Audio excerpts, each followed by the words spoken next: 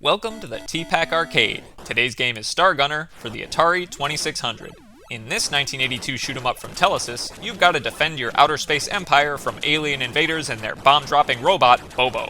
The gameplay here is incredibly simple. Move around the screen blasting aliens while avoiding Bobo-bombs, which would have been a great name for this game. Bobo-bombs. Real missed opportunity there, Telesis. Anyway, there are 3 waves per loop. In Wave 1, you clear 10 aliens, 1 at a time, for 100 points each. In Wave 2, you clear 20 aliens, 2 at a time, for 200 points each. And in Wave 3, I think you know where this is going, you clear 30 aliens, 3 at a time, for 300 points each. Then rinse and repeat with bonus points after each loop, and an extra life after every 10k scored. Which is helpful, because as simple as Stargunner is, things can get pretty hectic.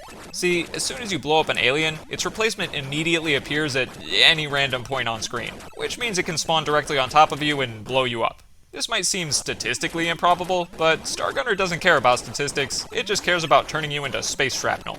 I did find a good way to avoid this alien respawn of death though, and that's to hang out at the bottom of the playfield since nothing materializes right above the rolling hills. Being so low also has the advantage of giving you more reaction time to avoid Bobo-bombs, which is still a great title. Come on Telesis, step up your marketing game.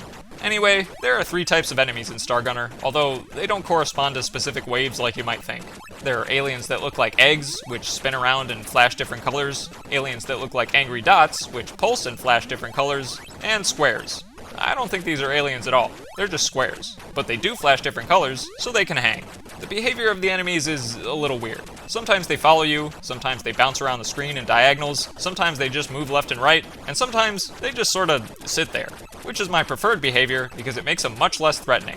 At least on the surface, because Stargunner can still be real tough, depending on which game mode you play.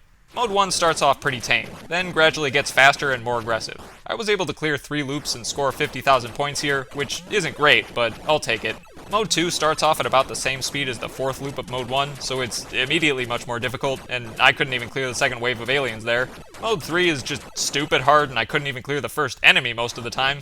And then for some reason, Mode 4 seems to be the same as Mode 1, but without increasing the difficulty as you go, or at least doing it much more gradually. I made it all the way to 100k in this mode, and felt like I could have kept playing forever if I didn't have to go grocery shopping. Not that I necessarily wanted to stop, I just decided to trade carpal tunnel for lunch.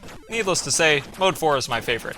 Oh, and if you set the Atari's difficulty switches to A instead of B, your ship only shoots to the right instead of firing in both directions. But I didn't play that way because I don't hate myself. And you know what else I don't hate? The aesthetics of Stargunner. They're excellent.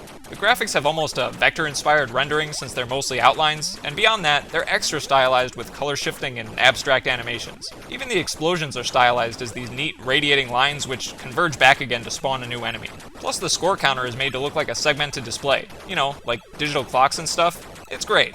All these little details make the visuals so much more than the sum of their parts. Same goes for the sound design. It's exactly what I want out of an Atari game. Crunchy blaster noises layered with bloopy explosion noises, and a nice classical music reset jingle to make things feel more fancy.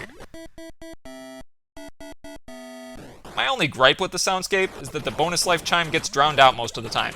Too many Bobo-bombs going off, I guess.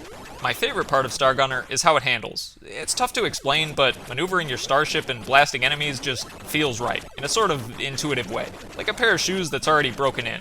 That being said, there is a major problem to the maneuverability here, and that's the screen wrapping. When you move off to the right side of the screen, you wrap back around to the left, and vice versa.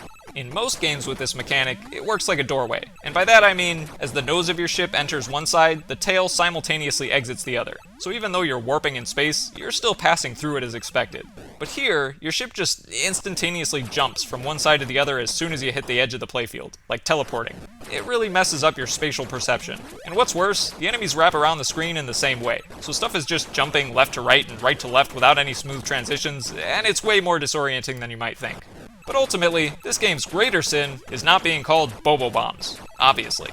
Overall, between the cool vector-style graphics and smooth handling and merciful built-in easy mode, Stargunner has definitely muscled its way into my favorite Atari shoot-'em-ups list. Maybe even my all-time favorite shoot-'em-ups list. An honor I'd bestow with much greater alacrity if only its title was, as it always should have been, Bobo-bombs.